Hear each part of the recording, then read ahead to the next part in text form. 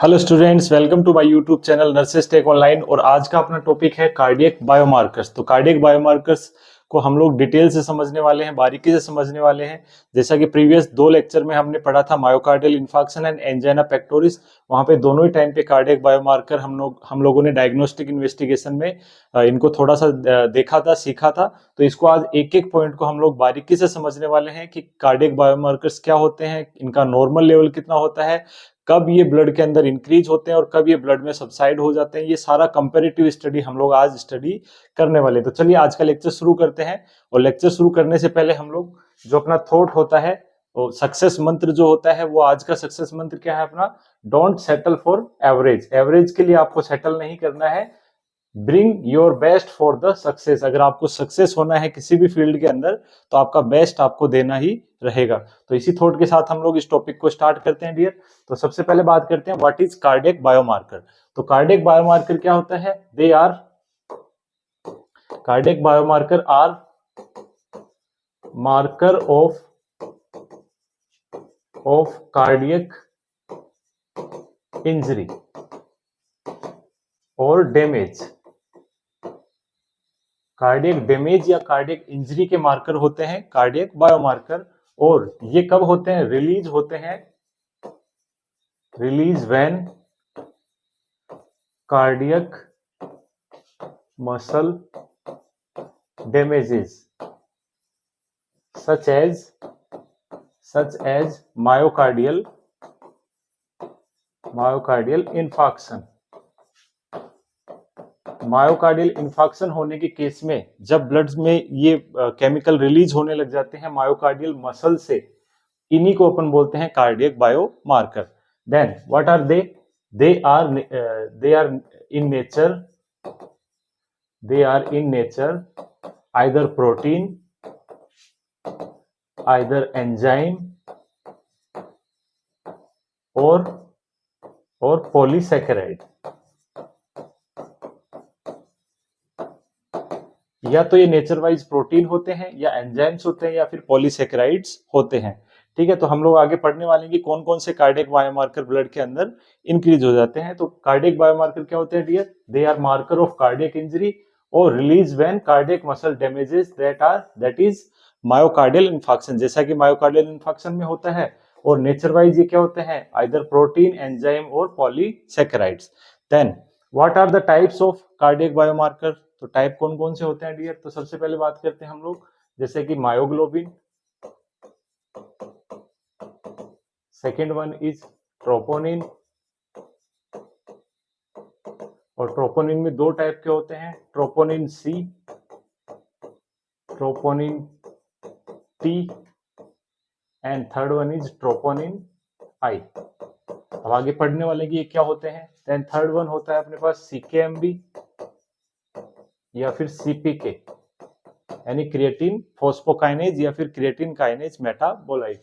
Then fourth one इसके अंदर आ जाते हैं अपने पास एलडीएच यानी लैक्टेट डिहाइड्रोजिनेज। एक एक को हम लोग डिटेल से पढ़ने वाले हैं। इसके अलावा कुछ अदर मार्कर्स भी होते हैं, जैसे हम लोग बात करें सीआरपी, सी रिएक्टिव प्रोटीन,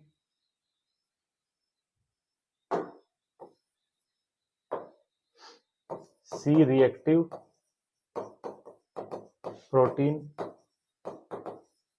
जिसको शॉर्ट में सीआरपी के नाम से जाना जाता है। ठीक है, तो ये भी एक कार्डियक बायोमार्कर होता है। इसके अलावा अदर की बात करें 6 नंबर पे एएनपी एंड बीएनपी। तो ये सभी कार्डियक बायोमार्कर कब रिलीज होंगे डियर, जब मायोकार्डियल में इंजरी होगी, मायोकार्डियल में डैमेज होगा या डेथ होगा, जैसा कि एमआई के केस के अंदर होता है। तो अब एक एक पॉइंट को हम लोग डिटेल से स्टडी करने वाले होते हैं कि मायोग्लोबिन क्या होता है, ट्रोपोनिन क्या होता है, सीकेएमबी क्या होता है, एलडीएच और सी रिएक्टिव प्रोटीन और एएनपी एंड बीएनपी। ठीक है डियर, तो आगे बढ़ते हैं हम लोग। सबसे पहले बात करते हैं इनको टेस्ट कैसे किया जाता है, किस तरीके से टेस्ट किया जाता है। तो सबसे पहले क्या करते हैं, इसमें ब्लड सैंपल लिया जाता है। क्या लेते हैं अपन, ब्लड सैंपल। फिर उस ब्लड सैंपल को आफ्टर एमआई यानी एक पेशेंट है जिसको चेस्ट पेन हुआ, सीवियर चेस्ट पेन हुआ, ठीक है, जैसा कि एमआई की सिम्टम्स में देखते हैं, उस कंडीशन में क्या किया जाएगा, एमआई है या नहीं उसको कंफर्म करने के लिए ब्लड टेस्ट लिया जाता है। उस ब्लड में से क्या करते हैं अपन, इस तरीके की स्ट्रिप्स होती है, तो ये स्ट्रिप कैसे होती है, जैसे कि आप डेंगू टेस्ट में देखते हैं, यहाँ पे डेंगू या टाइफाइड के अंदर भी इसी तरीके की स्ट्रिप्स पाई जाती है, या फिर प्रेगनेंसी के टाइम पे भी टेस्ट करने के लिए ऐसी स्ट्रिप्स पाई जाती है। तो सेम वैसे ही स्ट्रिप होती है। तो यहाँ पे अगर TNI लिखा है मतलब ये ट्रोपोनिन आई के लिए है, अगर ये ट्रोप टी लिखा है मतलब ट्रोपोनिन टी के लिए है, और अगर यहाँ पे CKMB लिखा है मतलब ये क्रिएटिन काइनेज मेटाबोलाइट के लिए होती है। ठीक है dear.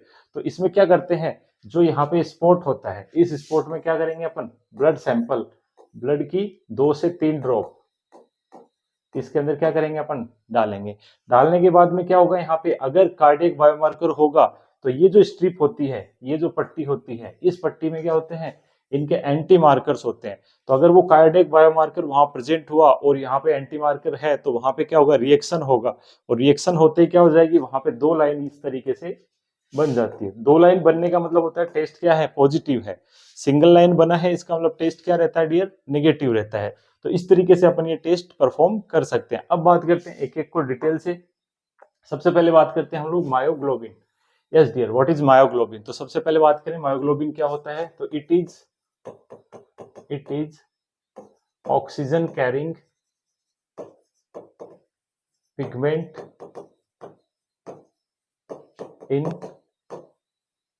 In heart muscle, heart की मसल यानी मायोकार्डियम में ऑक्सीजन कैरिंग पिगमेंट होता है मायोग्लोबिन। जैसा कि अपने आरबीसी में हीमोग्लोबिन होता है, सिमिलर मायोग्लोबिन कहाँ होता है, मसल्स के अंदर होता है। कौन सी मसल्स के अंदर, मायोकार्डियल अदर मसल्स के अंदर भी पाया जाता है, जैसे स्केलेटल मसल, स्मूथ मसल, उनके अंदर भी प्रेजेंट होता है। सभी तरीके की मसल्स के अंदर ये प्रेजेंट होता है, heart muscle and other muscles. और ये क्या काम करता है डियर, ऑक्सीजन कैरी करता है। ऑक्सीजन को क्या करता है डियर, बाइंड करके रखता है। और जब हम लोग एक्सेसिव एक्सरसाइज करते हैं उस टाइम पे ये ऑक्सीजन बाइंड ऑक्सीजन को रिलीज करता है, और इस तरीके से हमें ऑक्सीजन की पूर्ति हो जाती है। देन अगर मायोकार्डियम डैमेज होगी तो इसका लेवल क्या होगा, ब्लड के अंदर इंक्रीज होना चालू होगा। इट मींस मायोकार्डियम डैमेज होगी तो इसका लेवल क्या होगा, ब्लड के अंदर इंक्रीज होना स्टार्ट हो जाएगा। देन नेक्स्ट बात करते हैं what is the normal level. तो नॉर्मल लेवल कितना होता है मायोग्लोबिन का, तो याद रखना लेस देन 90 नैनोग्राम पर ml ब्लड। 1 ml ब्लड में कितना होता है, 90 नैनोग्राम पर ml से कम होता है। नैनोग्राम पर ml को अपन लोग माइक्रोग्राम पर लीटर भी लिख सकते हैं, ये भी आपको ध्यान रखना है। अगर बुक में इस यूनिट में दिया है तो ये भी सेम ही रहेगा। नैनोग्राम पर ml को कैसे लिख सकते हैं, mcg पर लीटर, क्योंकि एक माइक्रोग्राम में 1000 नैनोग्राम होते हैं और 1 लीटर में 1000 ml होते हैं, तो 1000 से 1000 कट जाएगा। छोटा सा मैथ है, हमें समझ में आ जाना चाहिए। तो 90 नैनोग्राम पर ml जो है इसका नॉर्मल लेवल होता है।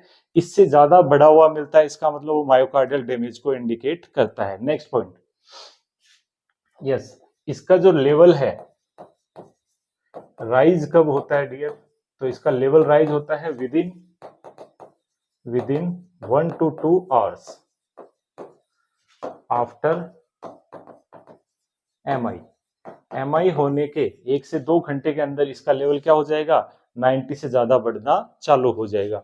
और खत्म कब हो जाता है इसका लेवल, यानी अपन लोग बोल सकते हैं सबसाइड, यानी वापिस नॉर्मल कब आ जाता है, उस टर्म को अपन बात करेंगे। हर बार मैं यही वर्ड यूज करूंगा, सबसाइड। इट मीन जब वापिस नॉर्मल हो जाता है, कब नॉर्मल हो जाता है, तो सबसाइड वर्ड यहाँ पे अपन यूज करेंगे। तो नॉर्मल हो जाता है विदिन 24 आवर्स। कब नॉर्मल हो जाता है डियर, यानी MI होने के 24 घंटे के बाद वापिस ये बढ़ करके क्या हो जाता है, डिक्रीज हो जाता है। तो इसका ग्राफ मैं बनाऊं तो इस तरीके से बना सकते हैं कि 1 घंटे में बढ़ना चालू हुआ और 24 घंटे में वापिस, यानी 1 घंटे में बढ़ना चालू हुआ और 24 घंटे के अंदर क्या होगा, वापिस नॉर्मल आ जाएगा।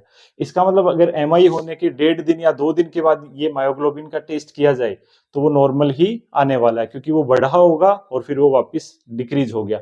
इसलिए ये टेस्ट जो है स्पेसिफिक नहीं है। दूसरा पॉइंट, चूंकि ये हार्ट मसल के अंदर पाया जाता है और अदर मसल में भी पाया जाता है, अगर किसी पेशेंट को अदर मसल में इंजरी हुई है तो भी इसका लेवल क्या हो जाएगा, बढ़ जाएगा। इसलिए ये भी स्पेसिफिक टेस्ट नहीं होता है। ठीक है, ये ध्यान रखना। आगे कंपेरेटिव स्टडी करेंगे हम सारे बायोमार्कर की, तब ये पॉइंट ध्यान में रखना है।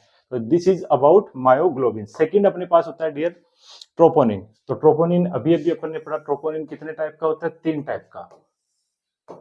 First one is troponin T, second one is troponin I, और third one is troponin C. Yes dear, क्या होता है ट्रोपोनिन? तो troponin is regulatory protein, regulatory protein in muscle. Muscle की रेगुलेटरी प्रोटीन कौन होती है डियर? ट्रोपोनिन होती है। मायोग्लोबिन क्या होता है? मायोग्लोबिन एक पिगमेंट प्रोटीन है जो कि क्या करती है? ऑक्सीजन को कैरी करती है, और ये क्या करती है? रेगुलेटरी प्रोटीन होती है किसकी? मसल्स की। अब बात करते हैं ट्रोपोनिन टी जो होता है, ये पाया जाता है आपकी हार्ट मसल में प्लस स्केलेटल मसल में, स्केलेटल मसल्स के अंदर। ट्रोपोनिन आई जो है ये फाउंड होता है only in heart muscle, heart muscle. और ट्रोपोनिन सी जो है ओनली इन स्केलेटल मसल। ये केवल किस में पाया जाता है डियर? स्केलेटल मसल के अंदर पाया जाता है। इसका हार्ट से कोई लेना देना नहीं, तो इसको अपन यहाँ पे डिस्कस नहीं करेंगे, बट इसका फंक्शन क्या होता है?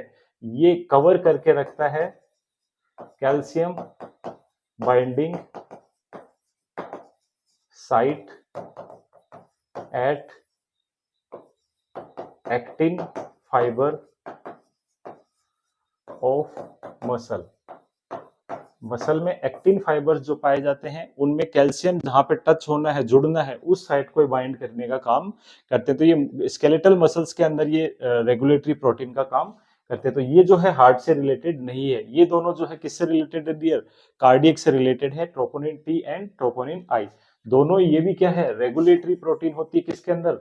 स्केलेटल। ये तो दोनों में, हार्ट में और स्केलेटल मसल में, और ये केवल किसमें? कार्डियक मसल में। तो मैं बात करूं दोनों में ज्यादा स्पेसिफिक कौन होगा? क्योंकि ये केवल कार्डियक मसल में पाई जाती है, इसलिए ये क्या डियर? मोस्ट स्पेसिफिक और most sensitive cardiac biomarker. Yes dear, very important question. अगर आपसे पूछा जाए मोस्ट स्पेसिफिक या मोस्ट सेंसिटिव कार्डियक बायोमार्कर कौन सा है, तो वो कौन सा होता है डियर? ट्रोपोनिन आई। इसको अपन लोग शॉर्ट में TNI के नाम से भी लिखा होता है डियर, ध्यान रखना। तो troponin I is most specific और most sensitive cardiac biomarker. Then बात करते हैं ट्रोपोनिन टी। ये स्पेसिफिक क्यों नहीं है? क्योंकि ये स्केलेटल मसल में भी प्रेजेंट होता है। अगर सोचिए स्केलेटल मसल डैमेज हुई तो भी तो इसका लेवल क्या हो जाएगा? इंक्रीज होगा, जबकि ये केवल किस में पाया जाता है? हार्ट की मसल में। इसलिए अगर इसका लेवल बढ़ा हुआ मिलेगा, इसका मतलब केवल हार्ट की मसल क्या हुई है? डैमेज हुई है। तो ये मोस्ट स्पेसिफिक इंडिकेटर होता है। अब इनके नॉर्मल लेवल की बात करते हैं डियर। यस डियर, तो नेक्स्ट बात करें ट्रोपोनिन टी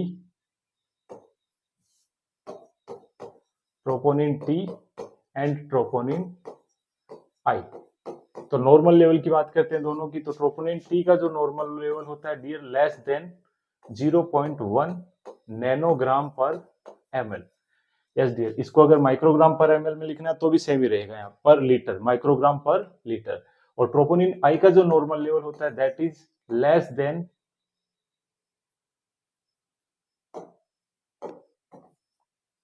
ट्रोपोनिन आई का जो लेवल है that is less than 0.6 nanogram पर ml। 1 ml ब्लड में 0.6 नैनोग्राम से कम लेवल होता है किसका डियर? ट्रोपोनिन आई का। तो ये तो हो गया नॉर्मल लेवल। इनसे ज्यादा बढ़ा हुआ मिल रहा है, इसका मतलब इनका लेवल ब्लड में बढ़ा हुआ है। अब राइज कब हो जाता है इसका लेवल? राइज, तो ध्यान रखना मायोग्लोबिन का कब राइज होता था? Within 1 to 2 our.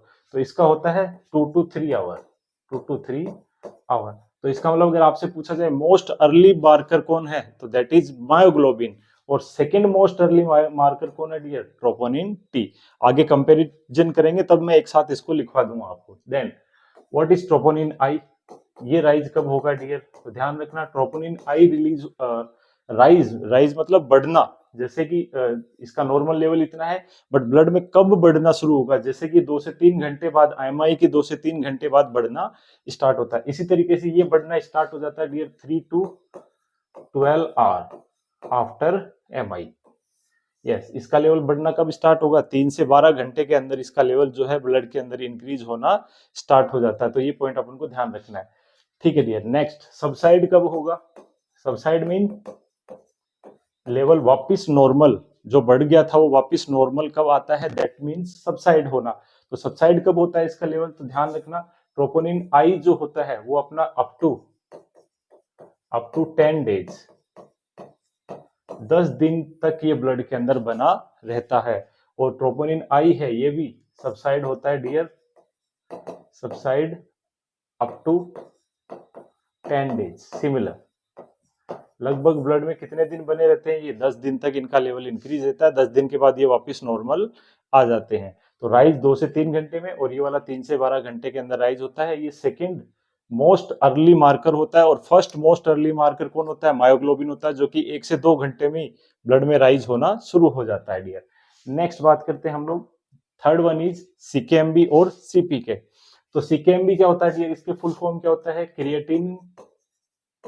Creatine kinase metabolite, और क्रिएटिन फोस्फोकाइनेज,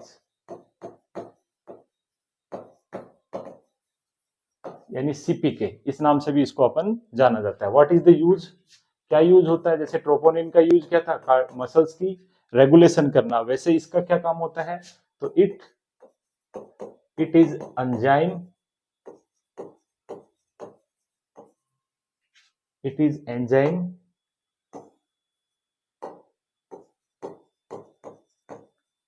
that metabolize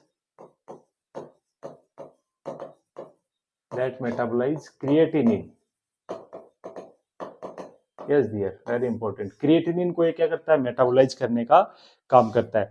चूंकि अपनी अदर मसल्स होती है वहां पर भी क्रिएटिनिन बनता है, जिस वजह से अपने फटीग होता है। तो ये क्या करता है? क्रिएटिन काइनेज क्रिएटिनिन को भी मेटाबोलाइज कर देता है, जिससे हार्ट की मसल इसको भी एनर्जी में कन्वर्ट कर देती है। बाय द वे, जो हार्ट की मसल होती है वो डियर ध्यान रखना आपको, 60% जो एटीपी है वो बनाती है फैटी एसिड से, वेरी इंपॉर्टेंट। और 35 या 30% जो अप्रोक्स एटीपी है वो बनाती है यहाँ पे ग्लूकोज से,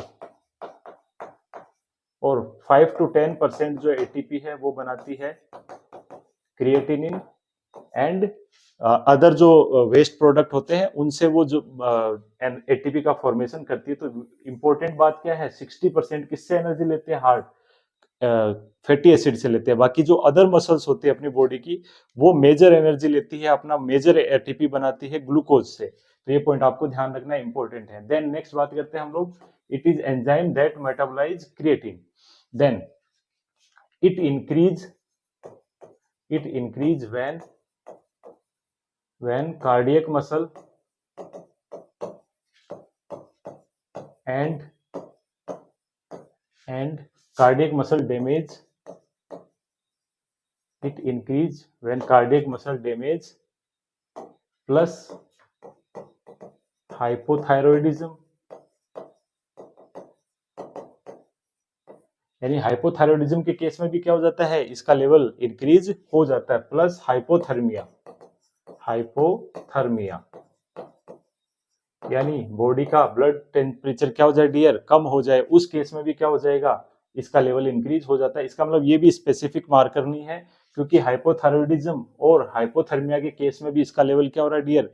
इंक्रीज हो रहा है। इसलिए ये स्पेसिफिक मार्कर नहीं है। स्पेसिफिक कौन सा था? ट्रोपोनिन आई, जो केवल कार्डियक मसल डैमेज होने पे इंक्रीज हो जाता था। देन बात करते हैं what is the normal level. तो इसका नॉर्मल लेवल याद रखना हमें, इसका नॉर्मल लेवल होता है लेस देन 6 नैनोग्राम पर ml, ठीक है डियर, या फिर माइक्रोग्राम पर ml। नेक्स्ट बात करते हैं सबसाइड कब हो जाता है? सबसाइड लेवल मतलब वापस नॉर्मल कब आ जाता है? तो ध्यान रखना है, विदिन 3 डेज, या फिर हम लोग बात कर सकते हैं 72 आवर्स। विद इन 3 डेज और 72 आवर्स में इसका लेवल क्या हो जाता है डियर, वापिस से नॉर्मल अपने लेवल के ऊपर आ जाता है। तो this is all about creatine kinase metabolite. Next बात करते हैं हम लोग, दैट इज एलडीएच और लैक्टेट डिहाइड्रोजिनेज। तो एलडीएच या लैक्टेट डिहाइड्रोजिनेज क्या होता है dear, it is an enzyme, it is an enzyme that metabolize lactic acid, lactic acid को मेटाबोलाइज करने का है, और it is also marker of inflammation, inflammation का मार्कर भी ये कहलाता है। यानी जब भी बॉडी में इन्फ्लामेशन होगा इसका लेवल बॉडी के अंदर इंक्रीज हो जाता है। साथ में लैक्टिक एसिड को मेटाबोलाइज करता है और also increase in cardiac injury,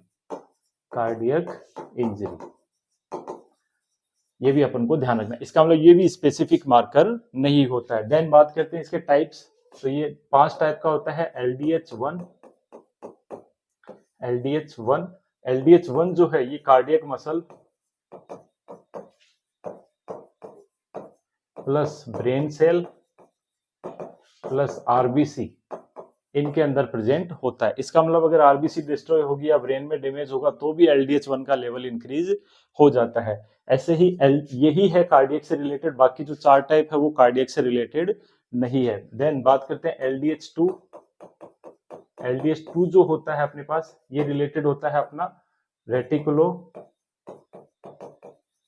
endothelial system से। एक फैगोसाइटिक सिस्टम होता है जो कि फैगोसाइटोसिस यानी अपनी जो फैगोसाइटिक WBCs होती है वो एक सिस्टम बनाती है जिसे हम लोग बोलते हैं रेटिकुलो एंडोथेलियल सिस्टम। यानी अपने WBC से रिलेटेड कौन सा है, LDH2। इट मींस ब्लड में जब WBC का लेवल बढ़ेगा तो किसका लेवल बढ़ जाएगा, LDH2 का लेवल भी इंक्रीज हो जाता है। ऐसे ही जो LDH3 है, कोविड के टाइम में हमने इसका काफी नाम सुना था, ये लंग्स से रिलेटेड होता है। Yes dear. LDH4 ये पैनक्रियाज, प्लेसेंटा एंड किडनी से रिलेटेड है। यानी इन तीनों ऑर्गन में अगर डैमेज होगा, एबनॉर्मलिटी होगी तो LDH4 का लेवल इंक्रीज हो जाता है। और सबसे लास्ट आता है LDH5 which is related to liver damage, जैसा कि हिपेटोमेगेली के केस में LDH5 का लेवल इंक्रीज हुआ मिलता है। तो जो अपना हार्ट से रिलेटेड है दैट इज LDH1। और LDH1 भी केवल हार्ट में नहीं पाया जाता है, कहाँ पे, ब्रेन और आरबीसी में भी प्रेजेंट होता है। इसका मतलब जो हार्ट से रिलेटेड बायोमार्कर है वो कौन सा देखेंगे अपन डियर, LDH1 का लेवल देखा जाता है। तो ये अपन को ध्यान रखना है। अब बात करते हैं नॉर्मल लेवल। तो LDH1 का जो नॉर्मल लेवल होता है वो होता है अपने पास, ध्यान रखना, 140 से 280 नैनोग्राम यूनिट पर ml। It is normal level of LDH। Then बात करते हैं कि इसका लेवल कब बढ़ना स्टार्ट होता है। तो इसका लेवल राइज कब होता है डियर, तो ध्यान रखना, विद इन 3 to 6 आवर्स। और सबसाइड कब होता है dear, within 16 days. Very important. तो अगर आपको पूछा जाए कि ऐसा कौन सा कार्डियक बायोमार्कर है जो कि सबसे ज्यादा टाइम के बाद में ब्लड से जो है सबसाइड होता है, तो वो कौन सा होता है डियर, LDH। कितने दिन के बाद सबसाइड हो गए, 16 डेज के बाद सबसाइड होगा। SGPGI के अंदर ये क्वेश्चन आया हुआ है कि लेट सबसाइड कार्डियक बायोमार्कर कौन सा होता है, तो आपको आंसर क्या देना था, लैक्टेट डिहाइड्रोजिनेज। तो ये सबसे बाद में जो है ब्लड से सबसाइड होता है। तो it is all about LDH और लैक्टेट डिहाइड्रोजिनेज। नेक्स्ट बात करते हैं डियर CRP और C रिएक्टिव प्रोटीन। तो ध्यान रखना, it is marker of inflammation.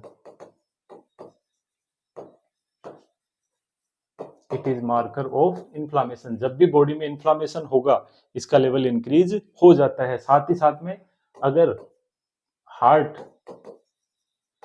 Muscle injury होगी तो भी इसका लेवल इंक्रीज हो जाता है। इसका मतलब ये भी स्पेसिफिक मार्कर नहीं है, क्योंकि बॉडी में इन्फ्लामेशन हुआ, कहीं भी कोई चोट लगी, कोई इंजरी हुई, कोई इन्फेक्शन हुआ, तब भी इसका लेवल क्या हो जाएगा, इंक्रीज हो जाता है। ये अपन को ध्यान रखना। और हार्ट मसल में भी पाया जाता है, इसलिए कार्डियक मार्कर में भी इसको अपन स्टडी कर रहे हैं। तो सीआरपी क्या होता है डियर? सीआरपी दो टाइप का होता है। इसका फुल फॉर्म क्या है? सी रिएक्टिव प्रोटीन। सी का फुल फॉर्म होता है dear cyclic polysaccharide reactive protein.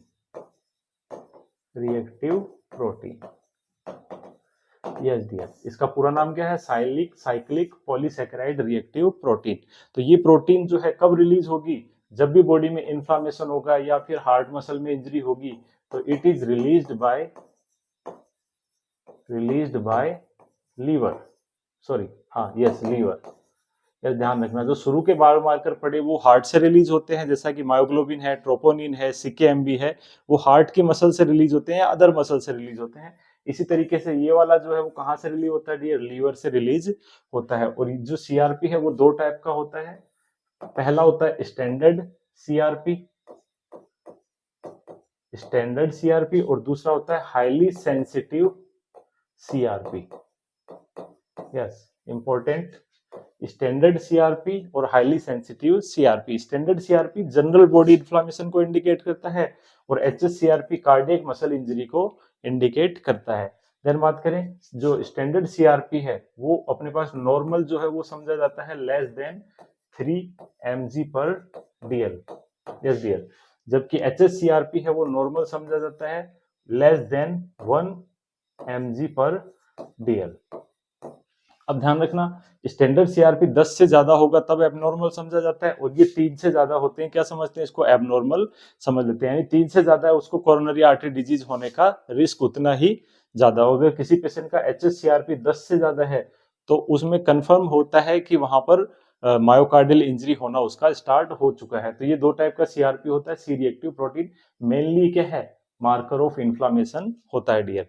ठीक है, ध्यान रखना, CRP and C reactive protein. Next बात करते हैं हम लोग एएनपी एंड बीएनपी। तो ANP and BNP cardiac injury में नहीं होते हैं रिलीज। ये कब रिलीज होते हैं? Release when cardiac muscle stretches.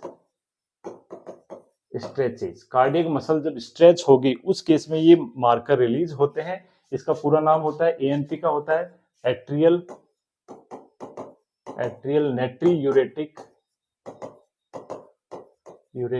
Peptide, और बीएनपी का नाम होता है डियर बी टाइप या brain type natriuretic peptide. Yes dear, तो ये दोनों ही केमिकल कब रिलीज होते हैं एएनपी एंड बीएनपी? जब कार्डियक मसल क्या होती है? Stretch, such as congestive heart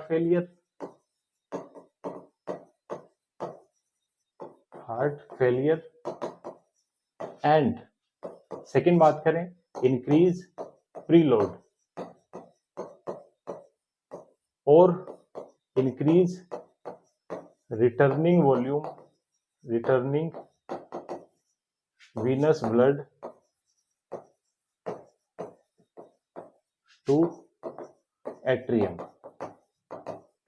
atrium के अंदर जो आने वाला रिटर्न होने वाला ब्लड है उसका अमाउंट बढ़ जाए, यानी प्रीलोड इंक्रीज हो जाए, या फिर कंजेस्टिव हार्ट फेलियर हो जाए। उन तीनों केसेस के अंदर कार्डियक मसल इंक्रीज होती है, स्ट्रेच होती है, और उससे स्ट्रेच होने से क्या रिलीज होता है dear? ANP and BNP release होते हैं। और इनका एक्शन क्या होता है डियर? वो ध्यान रखना इंपॉर्टेंट है। एक्शन क्या होता है इनका?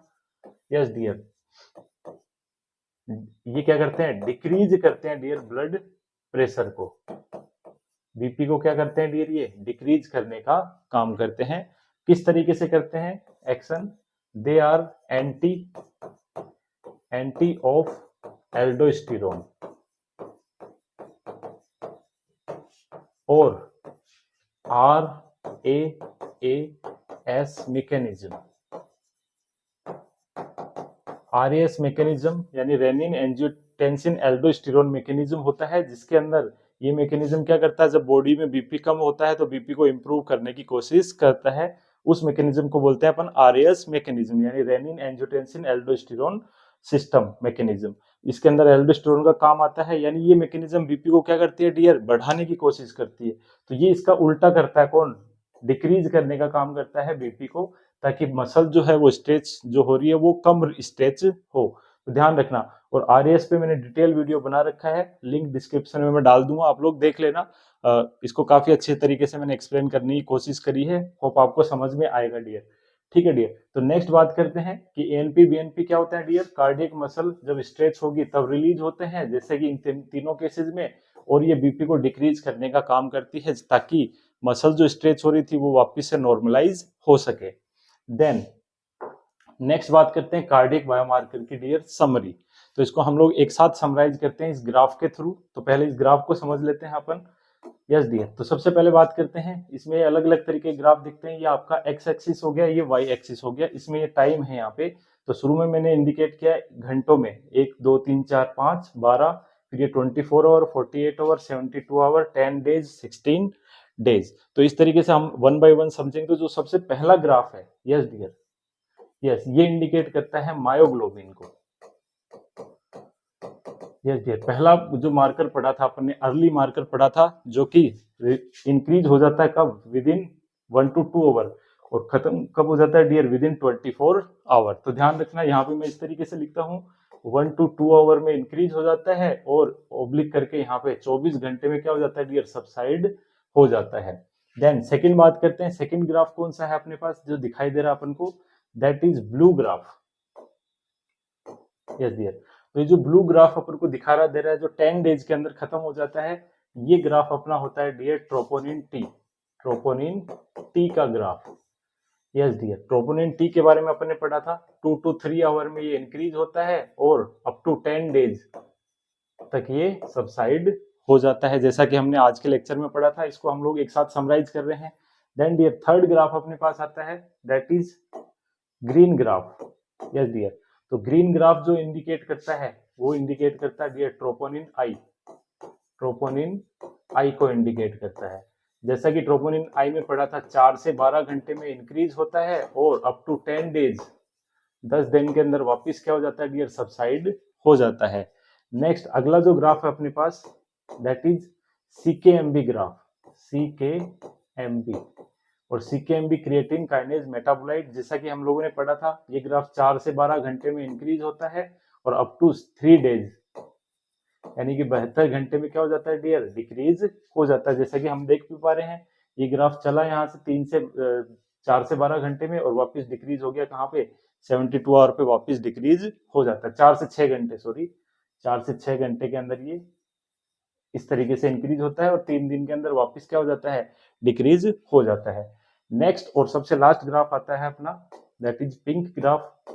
यस डियर, तो ये इंक्रीज हुआ, और इंक्रीज होकर के लास्ट में लगभग 16 दिन तक ये क्या रहा, इंक्रीज रहा, 16 दिन बाद वापस नॉर्मल आ जाता है। तो आप लोग बताइए कौन सा होता है, LDH, LDH1।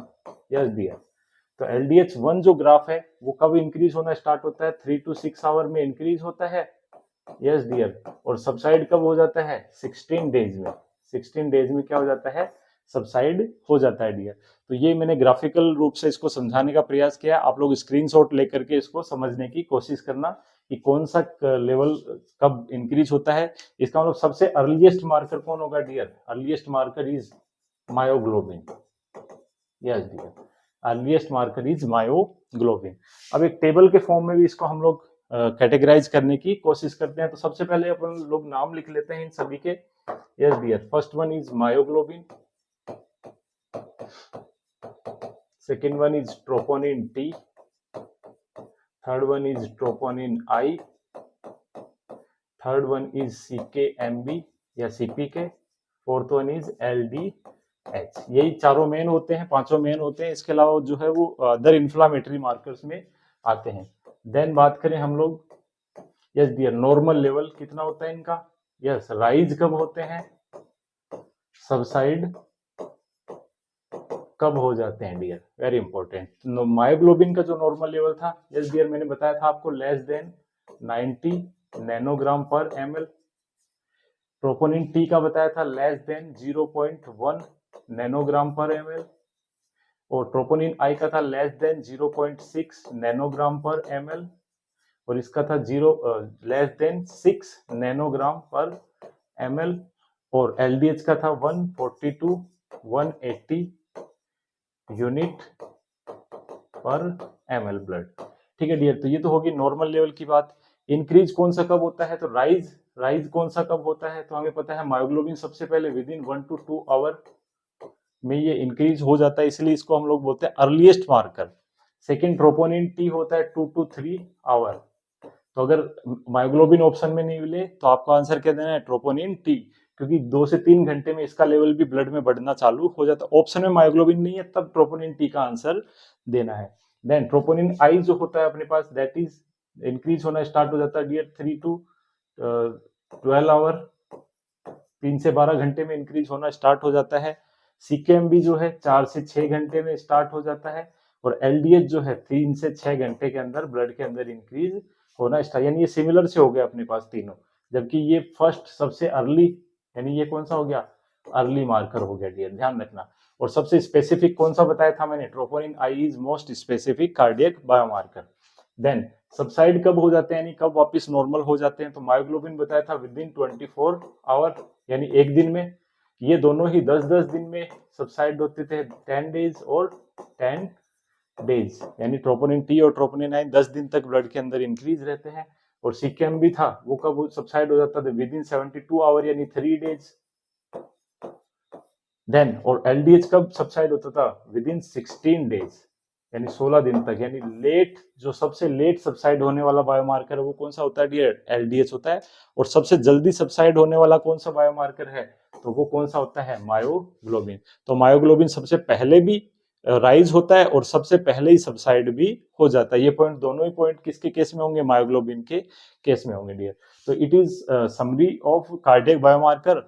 अब हम लोग इसके इंपॉर्टेंट पॉइंट देखने वाले हैं जो कि हम लोग समराइज करते हैं। उससे पहले यस डियर, अगर ये वीडियो आपको अच्छा लग रहा है, अभी समझ में आ रहा है, यहाँ तक आप वीडियो देख रहे हो, तो वीडियो को एक लाइक जरूर कर देना। लाइक तो बनता है एक, जैसा मैं आपके लिए प्रयास कर रहा हूँ। यस डियर, और चैनल को सब्सक्राइब नहीं किया तो सब्सक्राइब कर देना, और आप चैनल को ज्वाइन भी कर सकते हैं। और ज्वाइन करने के बाद अगर आप कोई चाहते हैं कि कोई वीडियो मैं आपके लिए बनाऊं, तो वो भी मैं बनाने के लिए प्रयास करूंगा डियर। ये अपने चैनल का नाम है नर्सेस टेक ऑनलाइन, इस तरीके से ये लोगो आपको दिखाई देगा, और इस चैनल को सब्सक्राइब आपको कर देना है। देन समराइज करते हैं dear. First point, first question point, yes these are questions. सबसे पहला क्वेश्चन, यस डियर, अगर आपसे पूछा जाए मोस्ट अर्ली कार्डियक बायोमार्कर, तो आंसर क्या दोगे आप लोग, myoglobin. Yes dear, second early cardiac biomarker, यानी मायोग्लोबिन ऑप्शन में ना हो तो आपको आंसर क्या देना है, that is troponin T, trop T के नाम से भी इसको जाना जाता है डियर। देन थर्ड जो क्वेश्चन है, मोस्ट कॉमन या मोस्ट स्पेसिफिक कार्डियक बायोमार्कर, तो वो कौन सा होता है डियर, ट्रोपोनिन आई।